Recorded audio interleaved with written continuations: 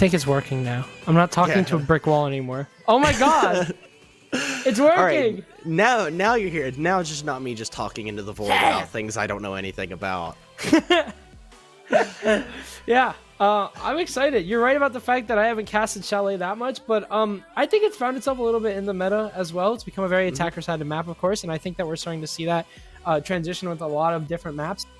One of those maps is Coastline, but that's not going to be a part of the map pool for a very long time. So, with that phasing out as well as the attacker repick, I'm very interested to see what will happen to Chalet, since it's kind of like the leading example at the moment for what is an attacker-sided map, and I'm interested to see what will happen to that whenever attacker repick happens, because I feel like, at that point, like attacker wins are just going to start to, go through the roof. I don't know if it's going to be even anymore.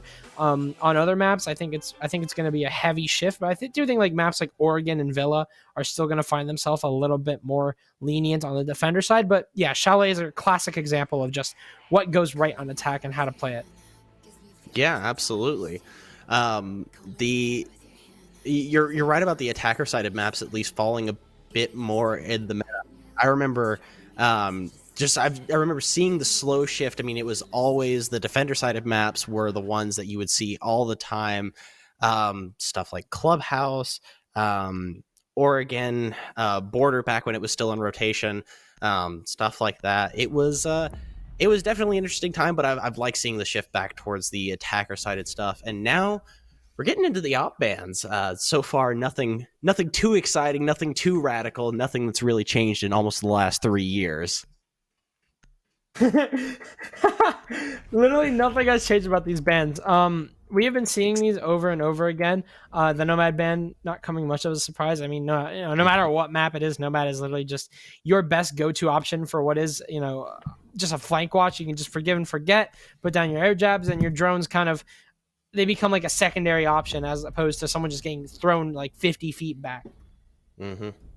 The Valkyrie coming out as well, the denial of intel, nothing surprising there as well, especially coming from attack. The Thatcher ban as well, again, nothing surprising there. I mean, with how utility heavy the meta has shifted over the last, last few seasons, really, more than just a few seasons, a Thatcher ban is really just a no-brainer. Wamai coming after that to kind of curb the effectiveness of the defense a little bit.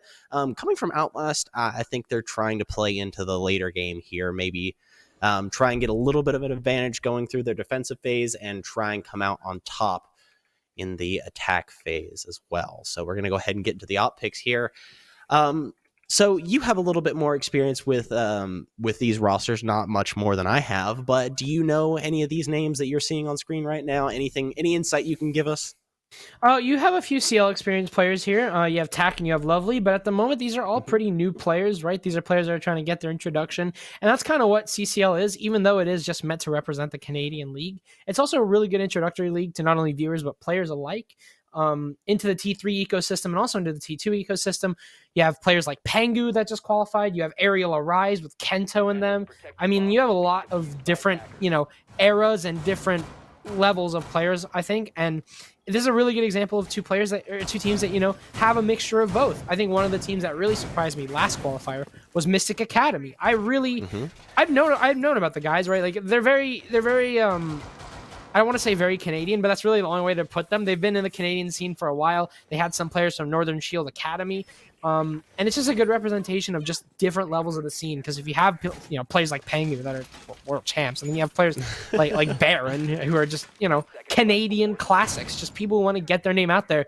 It's a really good mixture, and I think it's a good representation, especially this game. Yeah, absolutely. And I don't know, I'm just very excited to see how Chalet plays out, because I've seen a couple of VODs of it. I haven't really had a chance to actively cast it, get a good look at the strategies at play. So I'm definitely interested to see how this goes. Yeah, it's a pretty standard start here. You can see most of the utility on the side of Quadratics is just remains. Interesting to see the Jackal and Ashe, especially to say the least. Ashe has kind of just fallen out of meta and out of practice. But if you're able to control the rifle, the rifle, the only thing that's really changed about it is I think the damage and also the recoil. It's really difficult to use the R4C, but it is a classic amongst many entry fraggers, and that's going to be Roe who's running that. Speak of the Devil, they're going to be sitting outside of Trophy, just preparing themselves to go for what looks like a solar sided take. Yeah, absolutely. And I think that Ash is potentially going to be part of basically the main tip of their spear here. That's one of the big roles that Ash excels at is just simply fragging. It's the role we've seen from him time and time again. So I'm not Ooh. surprised to see her on the front lines there. But there's Gugsy Wugsy going to go ahead and start us off with a kill there on attack, traded back their Hex onto Row.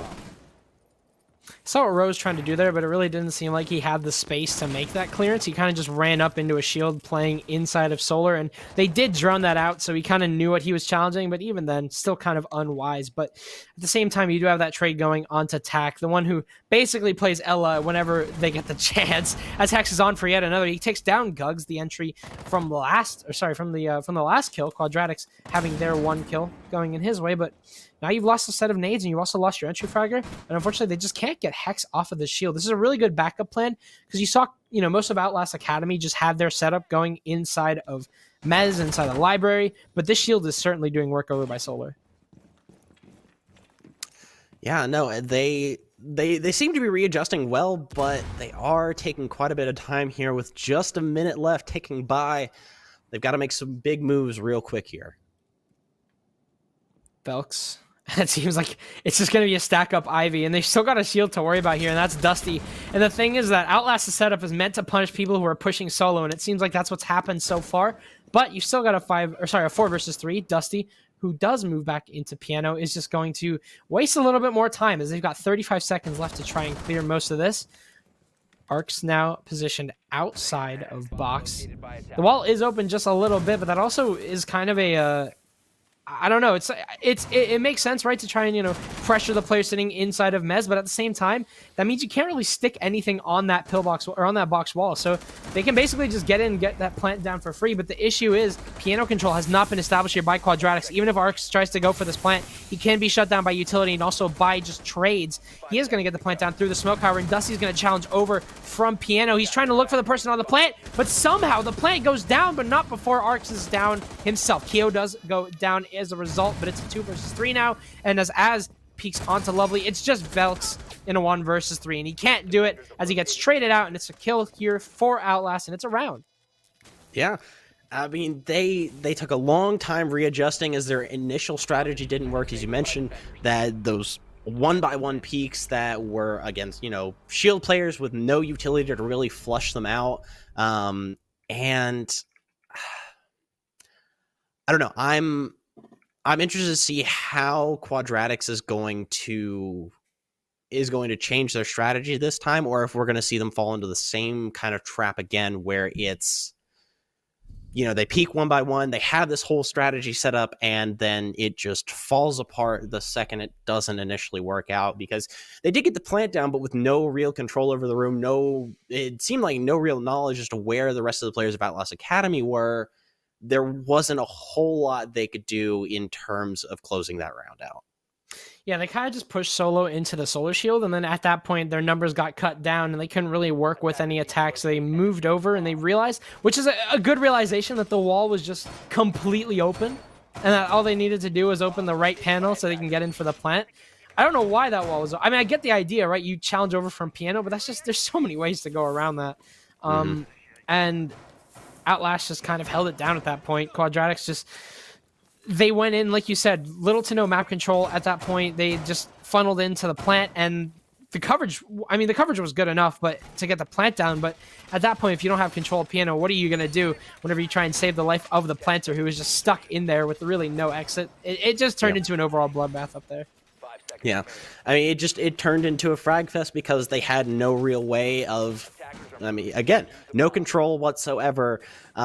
So far, I'm interested to see that it looks like they're doing a top floor centric hold of games and bars. So I'm interested to see how Quadratics is going to approach this. It looks like they're going and sending some utility up top as well as having someone down below, maybe to try and draw the attention of Outlast away. But looks like the first engagement here is going to be between Tak and Arxendel, but it looks like that's not the case, as Dusty is actually going to get the first kill onto Arxendel. Row trades back onto Hex. That is your one and only card breach down. Tak there gets one back onto Lovely. Gugsy one back onto Tak. It's just trades back and forth, but it's a big chunk of utility gone for Quadratics here. That was a really confusing push as Rogue gets his second kill. Guz is just going to drop all the way over into Fireplace. They have the top floor controller they wanted. They have Library, but look at the HP and look at the players. Everyone has just been cut down, and Velx is down as well. It's just Ro and Gugs who is inside the site, but he can't win his one against AZ. Case is down, and now Ro, who has little to no HP, has to be the one to clutch this out. He will res Velx, but again, the HP cost is going to be way too great. Keo still has a gas canister remaining, which he is, I believe, going to toss, and he will regain control of Library. So after all of that, after all the bloodshed, Keo will simply just retake Library and reestablish that top floor control. They are getting some drones in, trying to get some more intel onto where these defenders are sitting. They're going to have to make a decision quick, though. Minute 30 left and no control of Case here. Both of them look to be under about 25 HP. One nade in the hands of Ro, one smoke in the hand of Velx. If Velx plays this correctly, one smoke nade could be enough to get the Case back, get Plant down, and get some control back in the favor of Quadratics. But right now, they're stagnating a bit. It doesn't seem like they know a whole lot about where the defenders are. Keo is going to be spotted out by the drone of, I believe that was Velx there, however. So it's going to give him a little bit more knowledge of how to take care of this.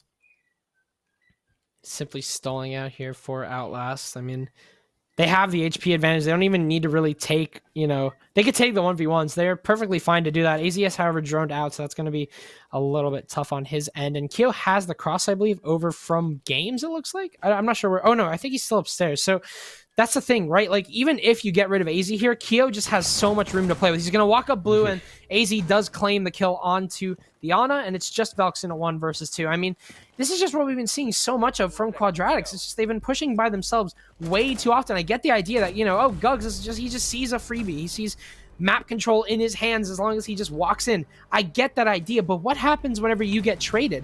You saw 2 players jump into Library window with really no plan whatsoever. I'm not even sure if they droned out tack or tried to challenge that, but you just don't challenge that. You have a hatch that's open beneath you, and you have a player sitting.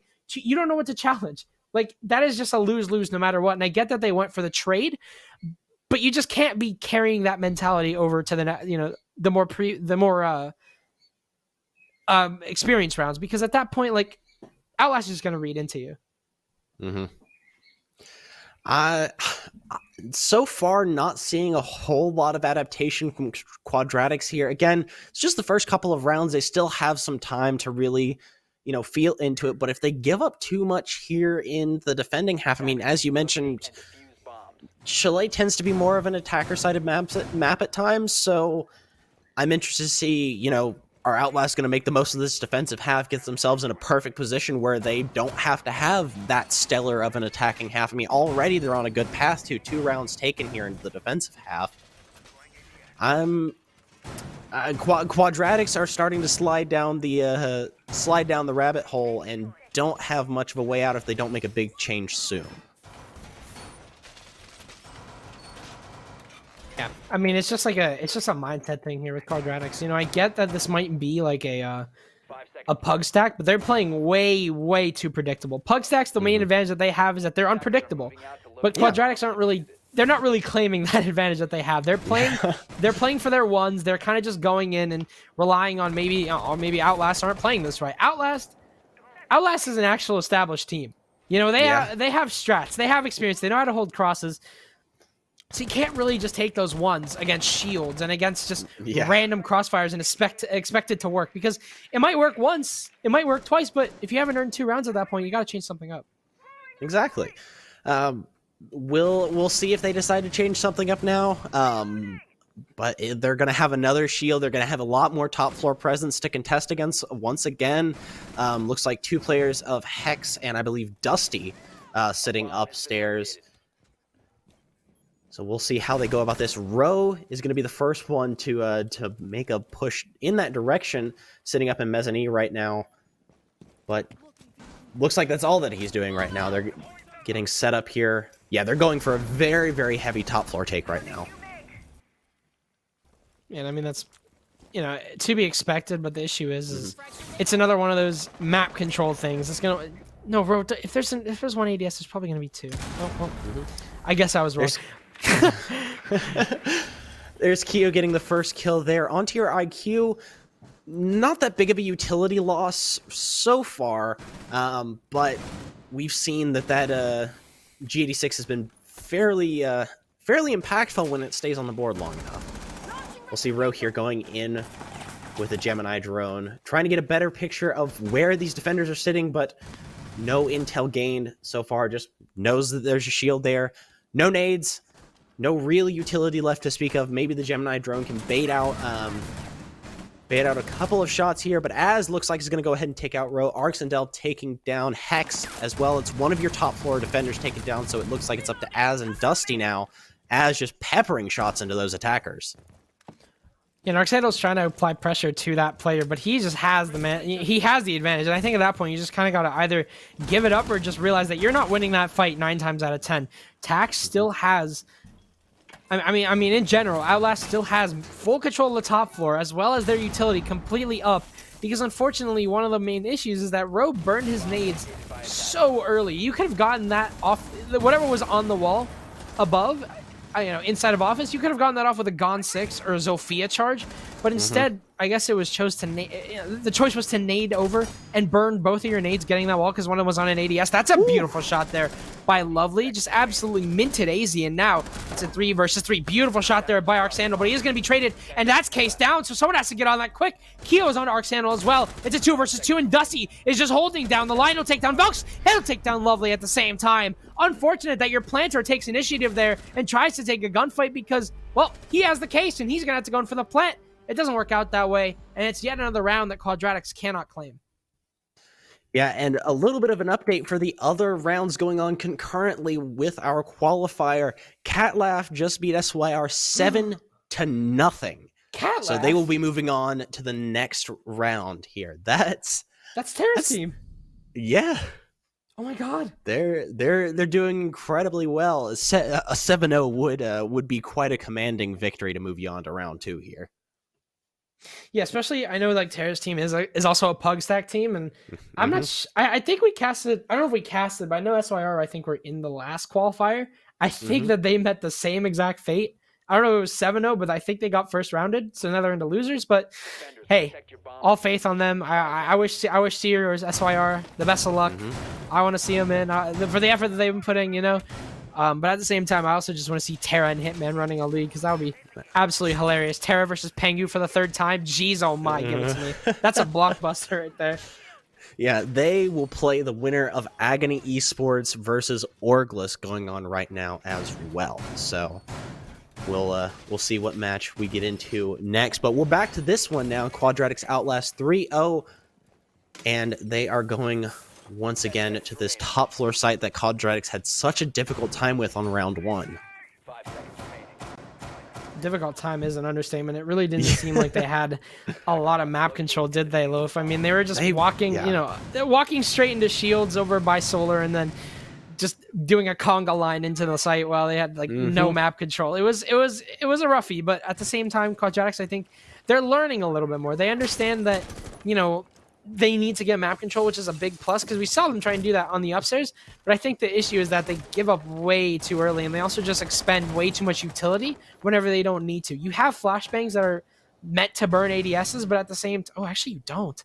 So Velks and Arxandel are both bringing breach charges. So you have 6 nades, but the only thing you have to burn that is Zofia utility. So that's going to be something you might want to keep an eye on because so far we haven't seen much nade effectiveness in terms of what Quadratics could be having, especially with how many nades they're actually bringing. Yeah, there's not a whole lot of utility that you can afford to burn besides maybe the Zofias in order to get rid of all these deterrents. However, it does look like a nade will sail perfectly over to the one player it really shouldn't have affected, Dusty. I believe that was from underneath. Was that? That may have been what it was. I couldn't tell, though. It looked like he was on solid enough floor that it wouldn't have affected him, but it may very well have been. But so far, it looks like that's really been the only effective nade use, but they've already burned out 4 nades, and I believe looks like they've used 2 Zofia charges. So they have 2 nades, 2 Zofia charges left, but there's Tack able to get a quick double there. Gugsy and Lovely will both fall to the absolute demon of Ella's SMG there. Quadratics once again. I mean, we talked about it. Like, I understand that they want to establish their aggressiveness, but this is not the way to do it. You're just swinging unnecessary things and unfortunately not netting yourselves any control. Now, what they do realize, again, is that Outlast, it's an interesting strategy. I've never really seen it done before because I don't think it's too effective at the moment, but the office wall is open. It is completely soft, and they made footholds for it, but now you just have a freebie here for Quadratics. But the issue is they don't have anything to capitalize on this. Piano control, absolutely not in the hand there of Quadratics, and it won't help whenever Hex just snipes down Arcsandal for free. It's a 2 versus 5 now. Velx and Ro now just have to work this one out and see what they can do. Velx has been hitting... Or sorry, that was lovely on Zofia who hit that one tap. But Velx can't prove me wrong as he tries to swing into Piano. But with 28 seconds left, it's going to be an act of desperation. He does take down Dusty. He's going to swing into Office. But there's one deep outside of Ego door. Tak takes down Velx, and now it's just Ro in a 1 versus 3. Tak is on for his third, and unfortunately, that might just help Quadratics lose yet another round. Nade sails right into the hands there of, I believe that's Keo, and he will lose his life for it. Ro's on for 3, as it's a 1 versus 1. Hex has just got to run for his life here. Ro just needs to find this person playing behind bed. It was oh so close there, but Hex will shut down what was almost a tragedy on the side of Outlast, but they continue to be flawless as they go 4-0. So far, Outlast really coming out in force here. I mean, that round, all the way up until when Ro just ran over 3 of the 4 remaining defenders. That was a incredibly dominant round from Outlast, and Quadratics really just are not showing up. Now, you do have, as we've talked about, individual players showing up in fantastic ways, but not meshing well enough together. They're swinging unnecessarily, as you mentioned. They don't really feel very cohesive. They are learning a bit, trying to get some more map control here and there where necessary. But overall, Outlast just seems to have this down pat. I think we might see a flawless half from Outlast here with the way things are looking, unless Quadratics, I'm going to sound like a broken record, make some sort of big change and really start working together a little bit better. Well, if we kind of talked about this in I didn't talk, I was mute. But you talked about this pregame. Shalley's attacker-sided. And Quadratics, who are, a pug-stacky team, usually whenever it comes down to pug stacks, the team that just doesn't have a lot of experience will just win on a side that's favorable, because it's favorable. It's simple as that. Also very interesting to keep in mind, Outlast reinforced the right wall inside of Stock instead of the left one. You can see AZ's opening the left side. That doesn't make Stock very safe to play in, but at the same time, with the way Quadratics have been pushing, games has absolutely not been an issue. So I guess. I don't know. Outlast are just not... They're playing like basically not defaults. They're playing like the opposite of defaults. They do something that's just different. Like they open the office wall instead of reinforcing it fully. Arcsandal is inside of basement as well. And AZ is just holding this. Oh. And there's Case. There's Case down. There it is. We're 30 seconds into the round. Case is already down. AZ is going to fall, and there's going to be a trade. They've already lost their ace. There's your hard breach just gone. So that is one huge piece of utility that they're going to be without for the rest of this round. It looks like they're trying to be very dominant in map control once again. Gugsy and Ro making a very aggressive approach to top floor here. It looks like all 4 members of Quadratics that are still left up are making this top floor push right now. It'll be interesting to see how effective that's going to be, though. They've got no Omai, right? Like Outlast don't have Omai to deal with this. It's just going to be 3 ADSs that you need to burn at most. But Loaf, who has burn? It's Velx. And Velx just used it on an Aruni gate when they have a Yana. Yep. I'm so confused. Yep. It's, you know what? We're gonna move right on past that, and we're gonna see how long it takes them to deal with this shield. Because notoriously, they don't like shields. They don't like dealing with them. They just kind of leave them where they are, and then just try and work around it, which... It's difficult to work around a shield without just getting rid of it altogether. It's always been very difficult to work around a shield instead of just getting rid of it altogether. So I'm interested to see how this is. They're very, very focused on blue stairs right now, as they know Keo is down there. But unless they start making some real progress into the top floor here, they're going to stagnate. But there's Ro able to get 2 there. as that is going to be Hex and Tack falling. Gugsy will fall to boot as well as Dusty takes him out. It's now a 3v2 in favor of Quadratics for once. Quadratics, like you said, having the upper hand. Keo and Dusty now just have to work this one together. They've got an FMG9, so Keo has the ability to hold long angles. But the issue, again, is Dusty can't really play inside of stock. Those left side walls are open. He's stuck between a rock and a hard place, and Lovely is holding this down like an absolute hawk. Ro's going to drop, though, and that's going to give Dusty a freebie to work with here. But yet again, Velx is inside of default. Loves is going to make the play. He tries to swing at a stock, but he can't get the kill, and Keo's able to swing off of that. Lovely with the unfortunate and very uncommon misplay there. Cannot secure the kill onto Dusty, and it'll cost him his life. And unfortunately, it also cost Quadratics the round. Lovely hits his shots, but unfortunately, that was not the time for it. And that is yet another round here for Outlast Academy. 5-0. Love, your prediction may come true. Yeah, it's looking that way. Also, just want to give a quick shout out to Keo for running the Star Wars gun smoke for once. I'm all about that FMG9. I feel like it is criminally underrated. I love it. It's a good gun. It's a fantastic little gun. Now it does suck that it's on smoke, especially when you also do have the Mossberg as a secondary option, because shotguns bring so much utility to the board and so much site construction that it's hard to justify going without them most of the time. You do have a mute nowadays, right? So he can do site reconstruction, but it's just that smoke is so valuable. You might as well just stick him on site reconstruction because he doesn't have any other setup. Here's another site reconstruction operator, though, as we're bringing the Chonka out here. Now, I can understand. I think my mentality has always been that pairing a Chonka with a smoke is how you'll get the most effect. But Chonka can do it on his own, especially on a site like this where they just have a long hallway to watch out for in terms of dining. And also, like, you can kind of bounce the wall. Or excuse me, you can kind of bounce the molly off the wall into default. He's not bad on this site. But the thing is that he's not good on a lot of sites. He's really situational, and unfortunately, you might see that kind of come out here this round, where it's like if Outlast end up pushing over by trophy, which isn't the common way to do it, but if they do end up pushing over by trophy, Tack isn't going to be that versatile. If they end up getting top 4 control, Tack has very limited options. He's going to have to stay right behind the shield that he's sitting in right now, right outside of the kitchen rotate, like by half wall. And it does seem like Surf are going to be going over towards the north side. So Tack does have an LMG, and he can cut them down, but it doesn't have very high damage. There's always an if to Tachanka. There's always some sort of if to come with that. There's always some sort of but. But at the same time, Ro has established himself inside of West Main, and I'm sure Outlast will pick up on that pretty soon. As you can see, there is a player even looking over towards West Main, so they've pretty much picked up on this pretty quickly. Ooh. And Keo's going to pick a bullet between his teeth. Yep. Very quickly, but it looks like the top floor control is now going in the way of Outlast. I will stand corrected, actually, as it looks like Gugsy is taking quick control. Is now a 5v2 in favor of Quadratics. They might stave off the perfect half here for Outlast. They've got the site.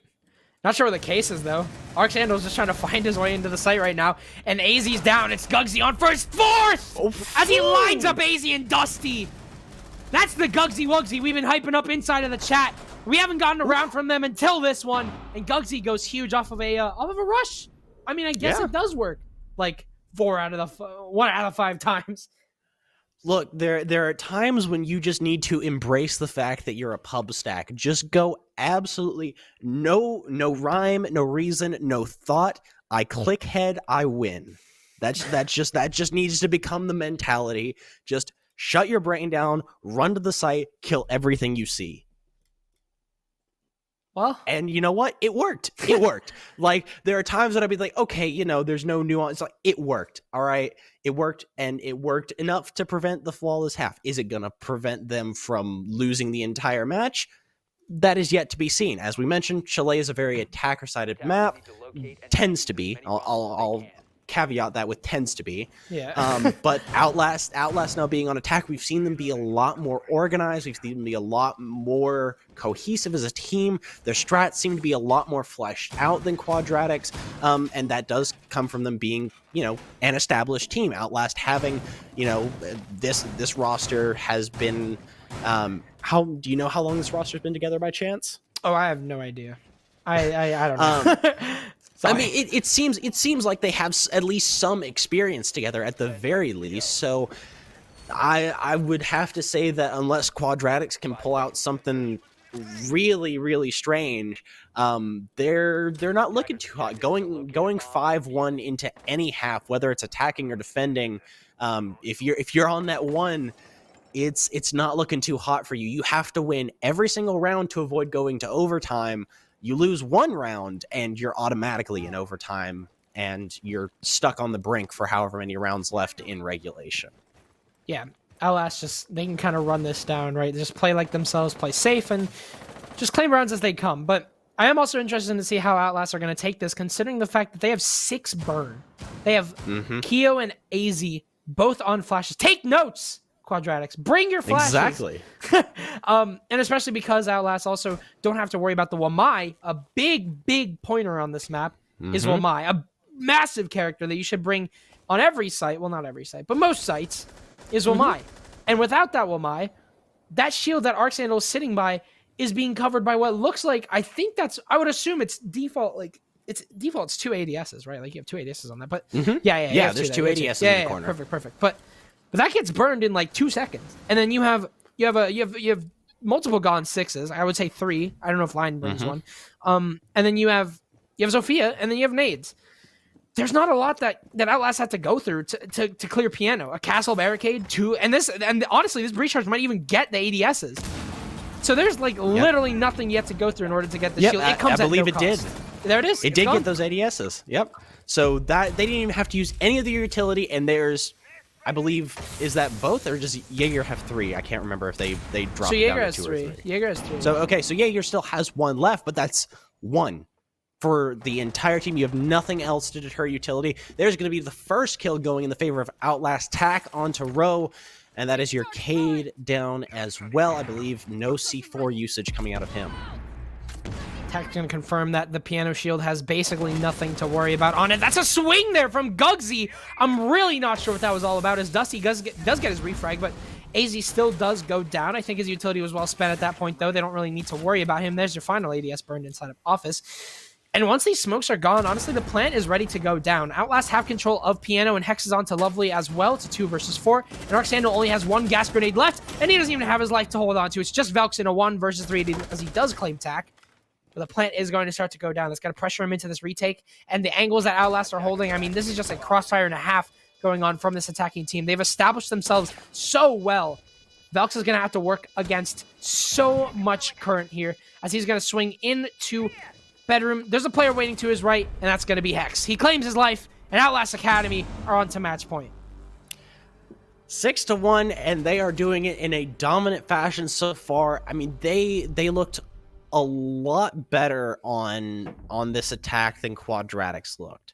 They feel a lot more cohesive. They dealt with utility very effectively. I mean, as you mentioned, they brought incredible amounts of utility burn. They were expecting everything, and they overprepared. And that's what you have to do. I mean, honestly, you overprepare and you are ready for any situation. They didn't even have to use any of the burn to get rid of a good chunk of the ADSs.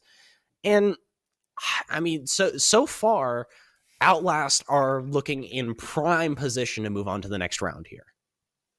Yeah, there's really nothing Quadratics can do at the moment to stop their pacing. The one thing that I can imagine is just Quadratics need to play, I mean, to their play style.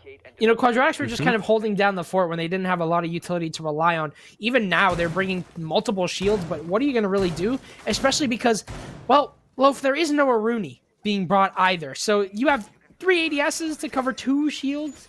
You might be extending yourself a little thin at that point, especially that my band is really starting to hurt right now because Outlast, you said they prep from the long con. I mean, there isn't much of a long con whenever you're 5-1 up on the attacking half. So I mean, I guess you're absolutely right, and we're seeing why that my band is hurting a lot because Quadratics on their defense, or sorry, Outlast on their defensive half really didn't use a lot of I would say they didn't really extend a lot with shields. Actually, that's not true. They extended a lot with shields, but it really didn't matter because Quadratics didn't clear them. They didn't use their utility to clear them at all. So, yeah, I mean, that's a fair ban to Outlast. It's really starting to work out here. And I'm really nervous as to how much Quadratics are going to thin themselves out themselves rather out with that shield. Yeah. Looks like Gugsy here is going to, at the very least, try and extend a bit farther out and is going to use his C4 fairly early as well. Kind of just on a gamble, really. It doesn't work out in his favor yet. It looks like they're going for a trophy-sided take to try and take second floor and move into top floor control rather than directly attacking the library, as we saw Quadratics do both times they went to that site.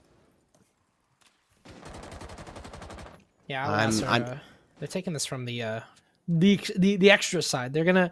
This is kind of just where you take it from. This is the default, sort of strategy. The one thing I am interested to see is Gugs is on the prowl right now. He is underneath of them. He's got a C4 to work with, and unfortunately, the Nomad is banned, so it's just gonna be zero cameras and drones. Which, I mean, with an established team like Outlast, once somebody dies, it's like, all right, get on drones, your turn. So I don't know if this flank will be that successful. Gugsy has lost almost all of his HP at the same time. And there is no Thunderbird, there's no Doc, there's no hope for him to get that HP back. So he's going to have to play a little bit more careful, as he is there's only 2 people sitting upstairs, and he's the lone man inside of library. If Gugs gets cut off here, that's a huge link gone from this upstairs hold.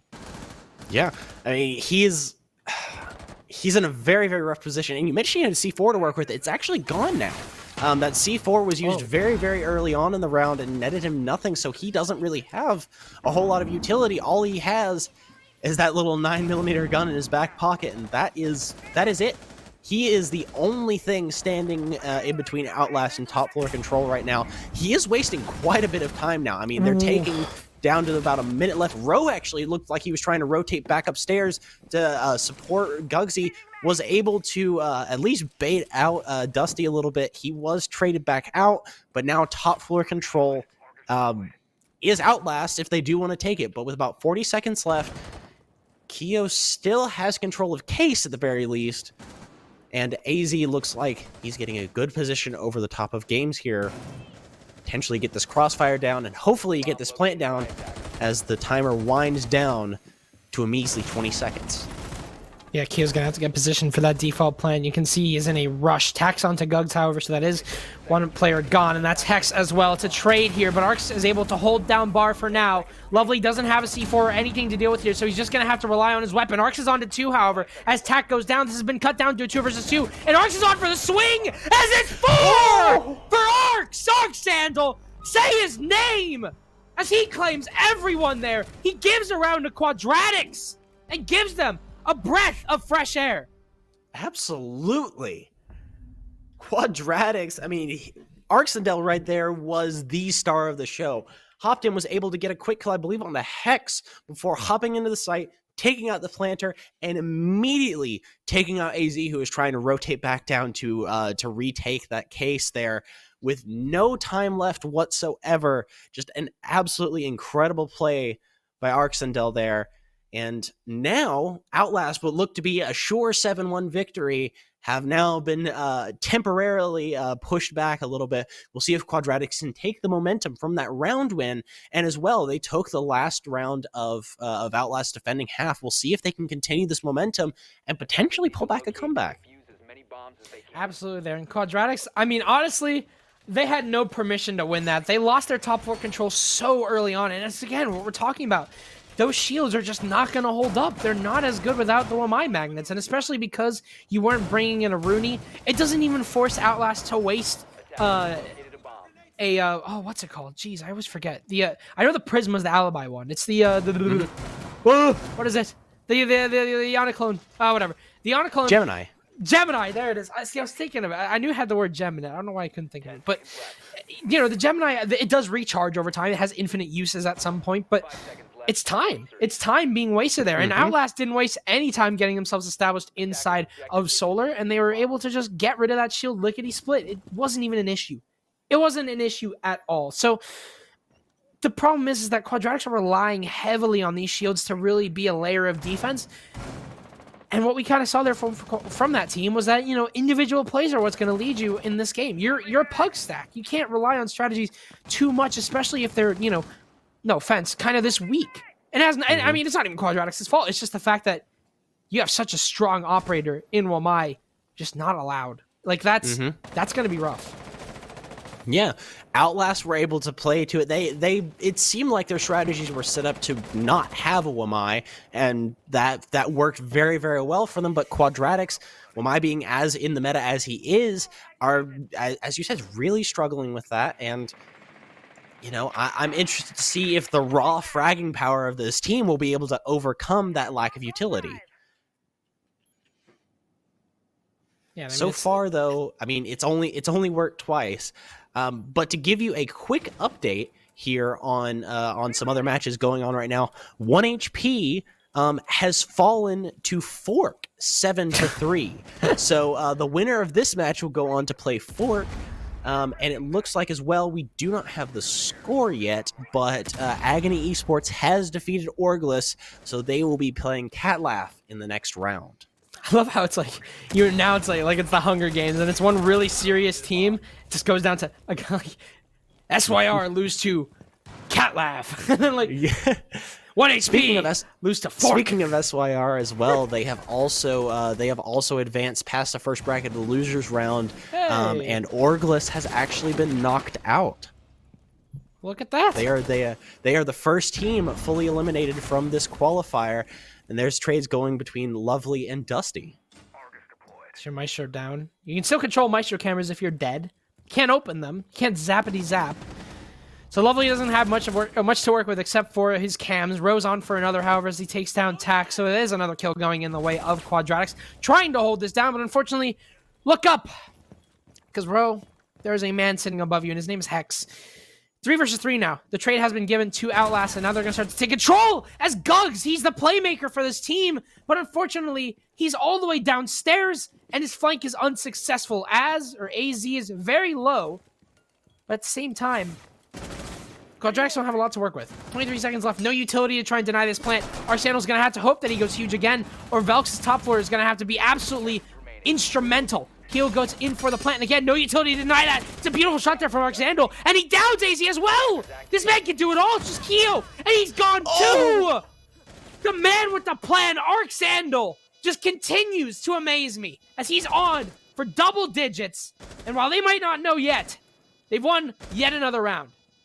Defenders have eyes on the diffuser. Attackers need to protect. Yeah, no, so far, it is... Quadratics are coming back in a big way, and... I think it does speak to just the raw talent of the members on this team that they are able to simply out-frag the strategy of Outlast here. Because that so far is really all they're doing, is they're just... I hate to pull it back, they're just simply better.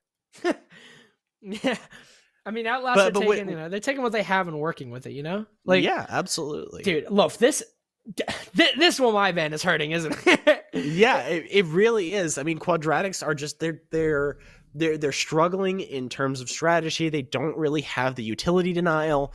But when it comes down to it, Arxendel, Gugsy, I mean, whoever it needs to be has stepped up and has gotten kills when it matters.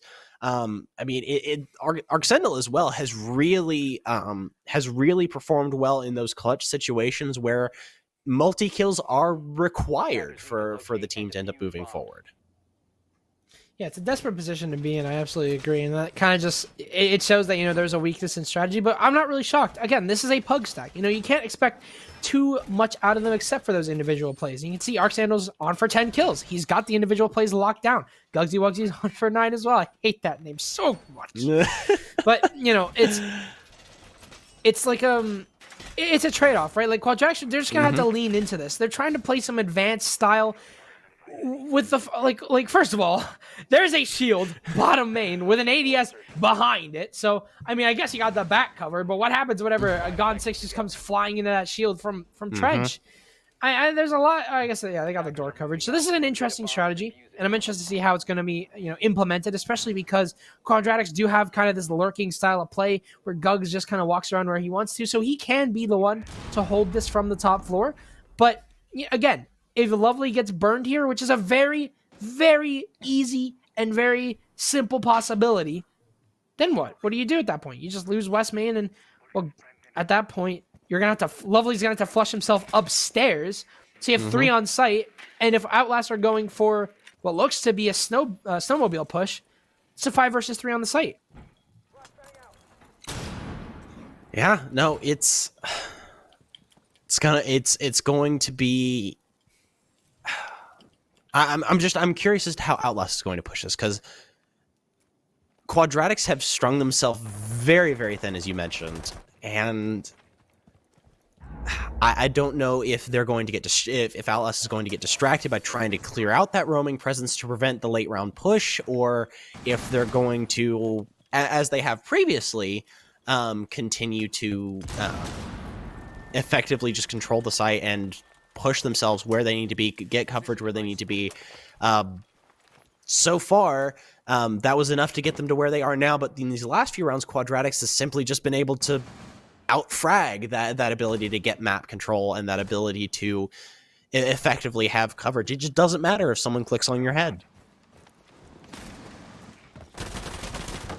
Oh, does seem like Outlast are going to be taking the approach to go over to the basement, and they will soon realize that there's a player sitting behind a shield inside of West Main. Mm-hmm. So I don't know what they're going to do. Well, they cleared it. They cleared the shield by killing the person. Yep. Not a single nade. Hey, you know what?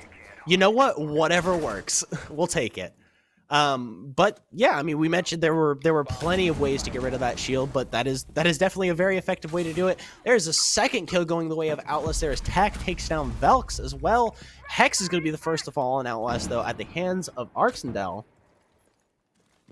Or Arendelle, as we are now being told is pronounced. Thanks, Echo Season 13. What a silly goose that name is. Anyway, Dusty's on for another, though, as Ro goes down. C4 is lanced right into the hands there of Arendelle. We might as well give him the respect that he deserves, because he's on for 3, and he's going to try and line up a 4th, but unfortunately gets too aggressive, and that means that Outlast have the advantage. Gugs is now left in a 1 versus 2, and he's been holding it down fairly well, but he hasn't won a clutch yet. He might just do it, though, as AZ walks right into his crosshair. It's just Dusty. 9 seconds left. Might have to find the killer. He doesn't know where he is. Swinging right. He's not going to look out, though. Clutch after clutch is saving Quadratics' life as it's Gug's turn. And once again, they just fragged their way to victory.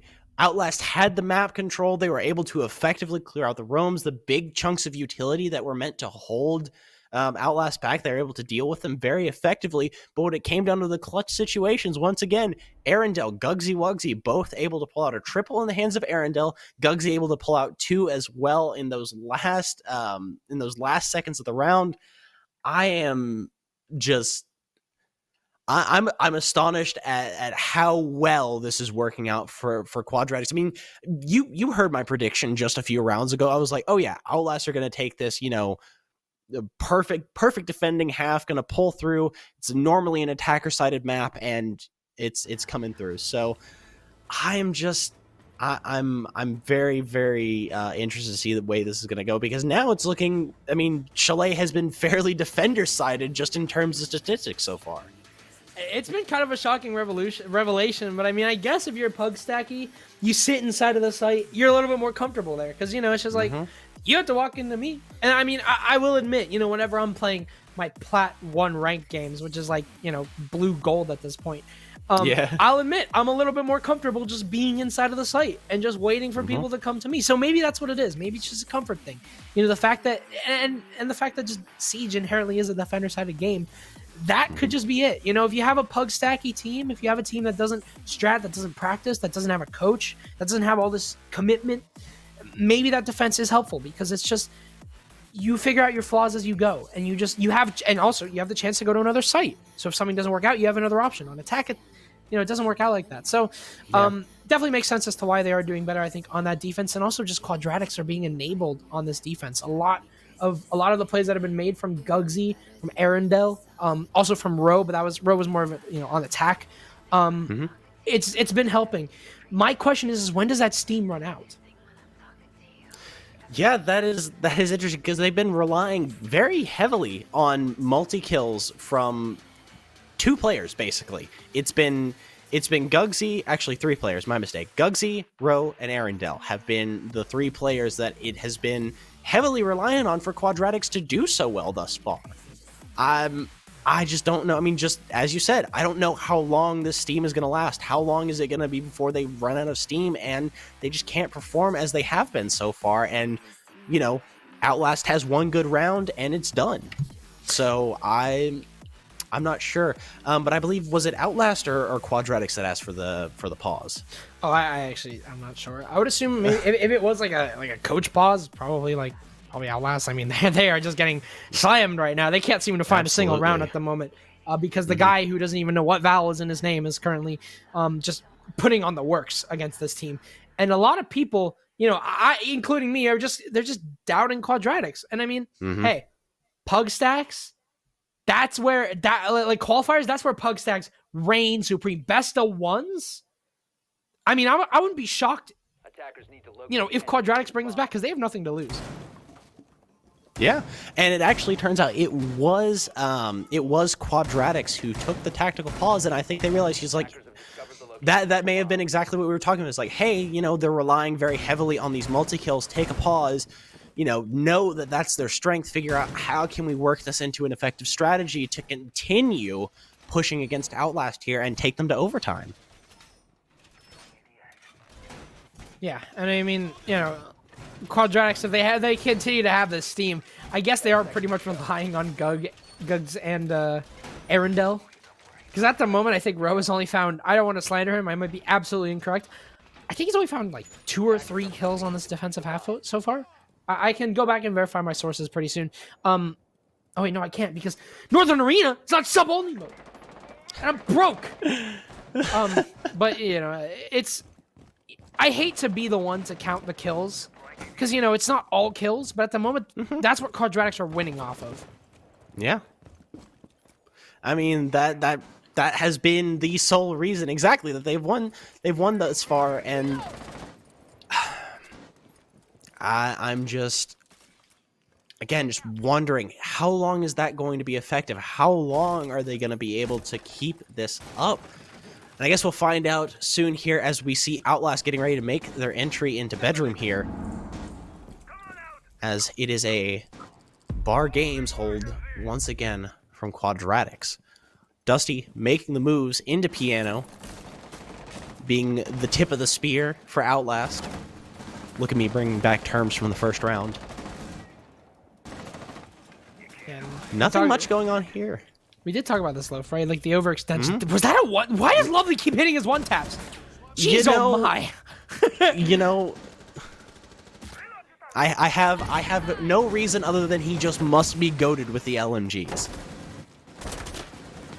I don't know. I don't know what this guy is like on. He just gets a kill every like 10 rounds, and it's just magic every single time. Lovely. He's lost his shield inside of Mez, but he is holding this down. It's like the Alamo inside of Mez, and he is the lone man just trying to bring this fight over to the piano control. And honestly, it's working. Outlast are kind of stalling out here, but I doubt it's because of that Chonka. They just need to get rid of that Ivy shield. That's kind of the reason why they have been there the entire time. But Lovely is certainly helping keep Rowe, completely safe, at least as of now.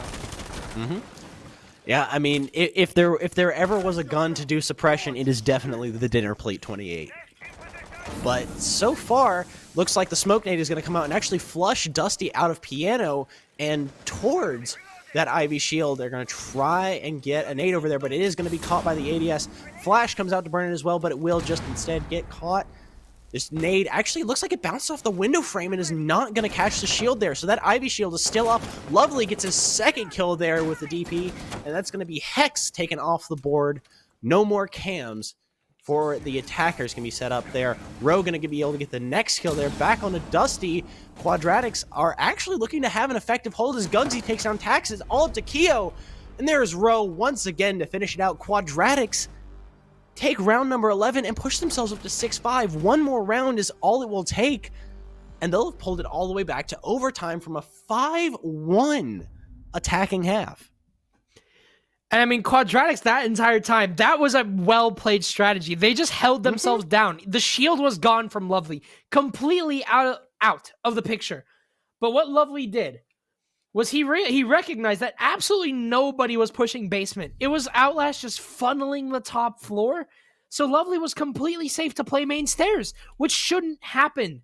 That office wall should be open. That main stairs should be pressured, completely locked down by the attack. But they just stalled so much on that piano shield, on that Ivy shield rather, to the point where they couldn't even get themselves clear. They tried to do it from the piano, or they tried to do it from the Ivy window, but it just wasn't happening because Lovely was locking it down. He only got 2 kills that round, which is, double what he had last round. But at the same time, well, actually, it would be triple. But the fact of the matter is that he was surviving. He had his survivability factor up there. He was locking it down, and even if it didn't result in like a 4K or an ace, it resulted in so much time being wasted. And the thing is that I didn't even hear a Shumika go off. He was holding that down with his weapon. Yeah. I mean, I think, honest to goodness, it came down to the fact that I feel like the Chonka got in Outlast's head a little bit. I mean, he was able to do so much good work suppressing. They did try to make a secondary push from balcony, but that was very quickly shut down by Lovely holding on the stairs there.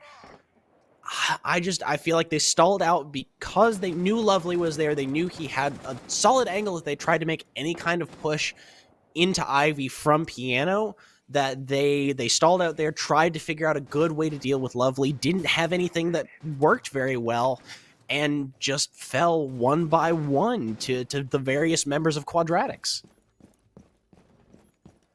You can't give Quadratics ones. You just can't. Yeah, absolutely not.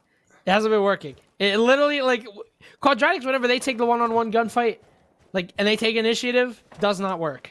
But Quadratics, whenever you take an initiative and it's a one-on-one, they'll light you up for it. They will punish you to all extremes. And you've seen it how it's worked out. It's usually Gugs and Arendelle. We saw Lovely wake up that round and hit a nasty shot, by the way. And Ro has also been awake on this defense as well. So just individual play. That's all it is. And that's all it's taking here against Outlast Academy, who just cannot seem to find map control at the moment. That is the big thing, is that they are stalling out so heavily. But the last time that they attacked this, actually, I don't even know if they attacked Dining App. But the last time that they attacked in general, they just stalled so much. And they need to do something about that. They need to get themselves established early on so they don't have this issue where they stall on that execute.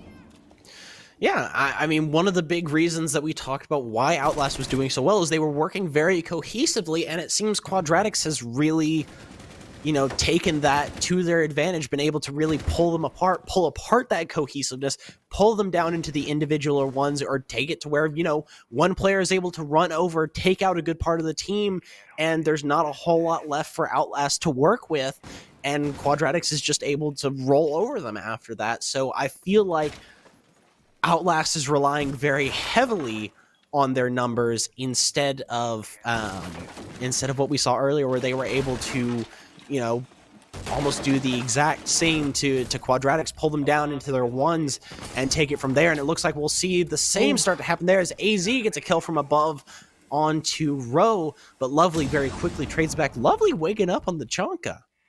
This has been Lovely's. He's the one that wants to push this into OT. He's seen what Arendelle and Gugs can do, and now it's his turn. He's waking up, but you've lost nades on the side of Outlast. You've also lost a C4 on the side of Quadratics, so pretty even trade at that point. But here's the thing, Arendelle, he's still inside a bedroom. He won't check the wall. He'll check it at the wrong time, but Lovely's on for his second kill, and Arendelle has not been droned out. Hex is just... well, he's gone, and now Velx is on to Dusty as well. The flanks have just been working out for Quadratics. We talked about how this aggressive style, this aggressive nature will grant you kills because you have no Nomad, and because you are what is a qual team. The aggressive styles always work for that. And Loaf, that aggressive style has just pushed Quadratics from a 5-1, a 4-round deficit, all the way to overtime. Yeah. I mean, and just like that, we have at the very least 2 more rounds for Outlast to really pick it back up. They're going to be starting on attack, which I think is an Outlast disadvantage, which means even if they win their defending round, they're going back on attack, which means they need to step it up these next 2 rounds. They need to perform better than they have been during this last defending half against Quadratics. So really and truly, where initially we thought, oh, this is going to be a blowout, Outlast is going to come out on top after that first half, and now Quadratics has very squarely put them on the back foot here. Yeah, I mean, I don't know what it is on this Villa defense, but it's working. I think it really is that sort of just that mentality of this is a defender side of game. I'm really not sure why. I'm not sure what it is. This is so weird. The Wamai is literally banned. This should be free. This should be absolutely free on attack. But it's not working. It really should be, and I'm just interested to see how it goes. It looks like they're going for the same setup, that infamous Ivy balcony setup that we saw before over bar games. We'll see if it works in the favor of Quadratics once again, or if Outlast finally has a response for this where they absolutely did not before, and Quadratics just had their way with them. But we'll see. We'll see how things go their way this time. Gugsy, it looks like, is setting up some Capcan traps around the map, maybe to try to throw off the attack, slow them down a little bit more. I mean, we saw that was the way to do it with Outlast. If you slow them down, if you really get them just bogged down trying to deal with either one entrenched defender, then they really, really slow down. We'll see if that'll be the case once again, but Gugsy is very quickly actually going to rotate back over towards those Ivy stairs. And if Outlast have some good intel here, which it looks like they do, they have quite a few drones going out. They're making good use of their drone economy here. And, you know, they have a fairly good idea of where he is, so they're not going to waste too much time on Gugsy here, and they're going to make some efforts to go ahead and go up. But it doesn't look like it matters, as Dusty there is going to fall very quickly to those Capcan traps I mentioned earlier on. Okay. They got drones, but they apparently not enough, as this is Dusty, just gets his legs cut off. And that's a set of nades gone. That is a set of nades gone for literally no cost on the side of Quadratics. Yep. What a start this is here for Outlast. They just cannot seem to find correct footing on attack. But at the moment, the round has just started. The wall does get open here into office, which might force Row out just a little bit, but you can see his ADSs are holding firm. We talked about how last time on Outlast, their utility management was pretty good. They have a good set of flashbangs. They know how to use their nades and their Gone 6s, so the shield should theoretically just be gone in seconds. But now that Hex is down, Row has just been a force. He's been contesting this and adding pressure to the players sitting inside of office. You'd think that this would be easy, but it's absolutely not. Swing here from Lovely. This should be punished by now, but it's not. Outlast just cannot find themselves inside right now, and it is hurting them so much as they're going to try and funnel in through the piano door. It's going to be painful to watch, but it is a trade here, but it's 2 for the side of Quadratics. The Ivy shield is cleared, but look at the kills. 3 versus 1. Tak is all alone. He's got plenty of mechanical skill right now. He's proven that on the scoreboard. But what can he do against 3 players on Quadratics, against a Quadratics defense, which has just been running through Outlast Academy at the moment? It doesn't seem like much, but Arundel will feed over to Tak, as unfortunately his legs are cut off. 1 versus 2. Tak does not have diffuser, however, Loaf. That's one thing you have to keep in mind. Drop comes in from Tak. He's just going to swing into stock. And unfortunately, he gambles for the 50-50 and loses it, as Velks peeks through the door instead of the holes. This was not the expected result, but for the first time, Quadratics will take a lead, and they'll take the lead for match point.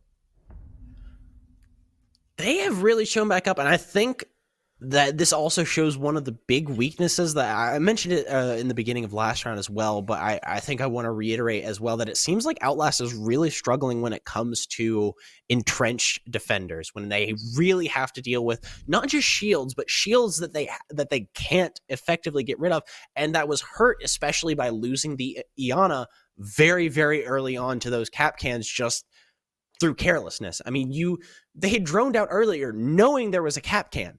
They knew Gugsy was Capcan long before the Iana died. So they know, okay, there's a Capcan on the map. We got it. It's like, maybe take a little bit more time with our push through top floor, but at least make sure we're not making stupid mistakes and running into Capcan traps, which took out they took out the Gemini, took out 2 nades they could have used to get rid of shields. They still had plenty of burn, but not a whole lot left there to actually get rid of the shields. So I think that was one of the big things that hurt them. But again, entrenched defenders have been really hurting them. So Yeah. we'll see if now that Outlast is back on the defense that they'll be able to pick up a little bit more steam. But I mentioned back at the start of overtime again, you know, Quadratics then have the advantage. They have won. They've won all but one defending round, if I'm remembering correctly. Yeah. Quadratics won Yeah. 1. That's right. Yeah, they are 6-1 on their defending side, and Outlast is, you know, 1-6 for attacking. The odds are very much not in their favor if they manage to pull out a round here. They really have to step things up. Oh, sorry. Yeah, Quadratics had 1 attacking round. It was Outlast who had 5. Yeah, that's my fault. I misspoke. But yeah, I mean, so far it's not looking too hot for Outlast here. Again, unless they manage to pull something really nice out here. There's actually the Flores, the first time we've seen that brought out this match. Yeah, Flores is definitely going to be effective. I mean, there hasn't been a lot of mutes being brought, and I guess this is one solution to Quadratics' problem if they just can't bring flashbangs. And Gugs, you'll keep a notice that his nades are gone, and unfortunately, Lovely will get Tack as Tack swings in to Library, and now Gugs is progressing way too fast, but Dusty's in a really hard position right now. He is probably going to get traded out here because, well, he's trying to hold it down, though. He gets 2 kills off of that. It's 3 versus 3 in Arundel. Like an American when the McRib returns, he's going to run into Mez and get his kill for that. It's 3 versus 3. And they have control of Mez, but look at the kill count. What has happened? It has been literally half of the round, and we saw a team deathmatch going on. The minute 20 left. What is it that Quadratics can do? They have no nades. They're going to have to rely on either the Hib, the Flores, or the Ash charges to get rid of the shields. And Quadratics, historically, have had a very hard time with that. Here's the last Flores coming out here from Arundel. We'll see how that gets used. Looks like they're going to try and take out some of this utility on the wall here so they can get a good plant spot established. As now, looks like Rowe is going to move up. They didn't really have any utility clear, so that's, I'd say, a fairly good use of the Flores there to go ahead and take care of any ADSs, any potential Cades or anything like that on the walls there. They're going to go ahead and start flashing out some of these defenders that are entrenched in bedroom and get the plant down. Smoke's going to come on out, but Arundel will stick this. No utility to stop this. Last time around, Outlast were able to retake the site completely and win it out. And remember, it was because Outlast kept control of Piano. And that's exactly where Keo is going to be swinging from. You can see that the rest of Outlast pushed up here. One of them on the diffuser. Keo, he makes his presence inside of Piano, and he gets the swing onto Arundel. Nearly finds Roe, but Roe's on for 2 as he takes down Hex. It's just AZ in a 1 versus 2! And Quadratics! They've done it! They've done the impossible! 1-5 was the scoreline, but it's a scoreline to forget. And somehow, Quadratics pushed this all the way. And Outlast, they're shipped off to the lower bracket. Just like that. A team that I had, will be completely honest, completely discounted after that first half. First half, I was like, okay, it's a wrap. We're going to be out of here in no time. And then they just turn it back around on us like nothing.